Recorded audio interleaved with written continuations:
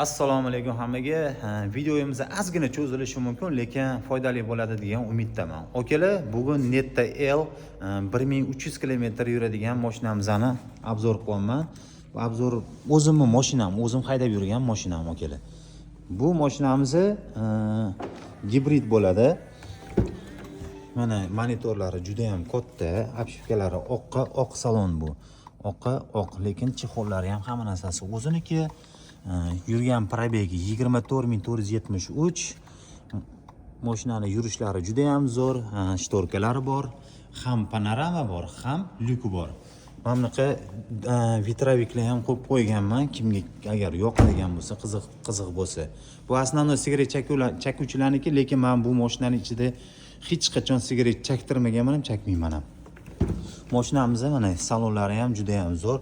Kapitanskiy sideniya narigisi massaj qiladi, abduf, podogrev hamma narsasi bor. Istadi sovutadi ham, havo ham beradi.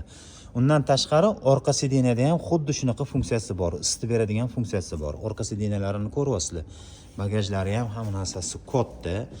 Undan tashqari yana 19 diska bilan jihozlangan. Michelin o'zini zavodskoy baloni. Mashinamiz 24 ming, 25 mingga borib qoldi, lekin hech qanaqa hali beri balon deyilmaydi. Mashinaning yurishlari cho'tki, hech qanaqa ishi yo'q. Oladigan, haydaydigan mashina. Kimga qiziq bo'ladigan bo'lsa, aloqaga chiqasizlar. Boshlang'ich to'lov agar kimdadir 15 ming puli bo'ladigan bo'lsa, Nasiya savdoga ham gaplashib o'raveramiz. Yo'q, menga naqd olaman desangiz, okalar 24500 qilib beraman naqdga oladigan bo'lsanglar.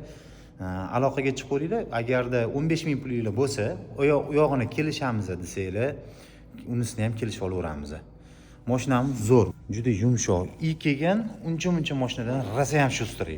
4 ta rejimi bor, eko rejim bor, sport rejim bor, уже drift qilsanglar ham bo'ladi bu mashinada. Bu chunki zadniy привод, orqa tortadi. Yaxshi face control o'rnatilgan. Undan tashqari akustikasi ham zo'r, 12 tami 14 ta kolonkasi bor. Undan tashqari polosa udержания deydi. O'shanaqa narsasi ham bor buni.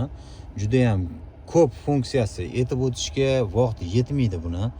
Juda ham zo'r mashina. Men o'zim bu mashinani olishdan oldin ancha-muncha elektromobillar bilan qiziqib, o'rganib, hammasini bilganimdan keyin mana bu mashinani men tanlov qilganman.